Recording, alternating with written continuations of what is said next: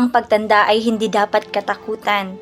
Sa katunayan, ito ay isang biyayang hindi lahat ay nabibigyan ng pagkakataong maranasan. Hayaan mong ipaliwanag ko kung bakit ang pagtanda ay isa sa pinakamahalagang regalong kayang ibigay sa iyo ng Diyos.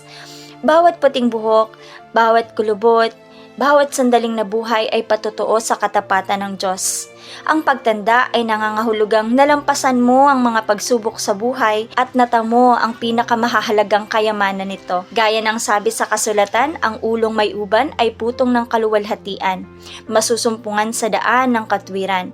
Bawat pagsubok, bawat dagok, ang Diyos ang umakay sa iyo upang malampasan ito. At sa pamamagitan ng iyong pinagdaanan, makikita ng iba ang kanyang kabutihan. Maaaring sabihin ng mundo sa iyo na ang pagtanda ay isang bagay na dapat iwasan o katakutan, ngunit sa mata ng Diyos, ang pagtanda ay itinakdang landas para sa tao, at walang sino man ang makakabago nito.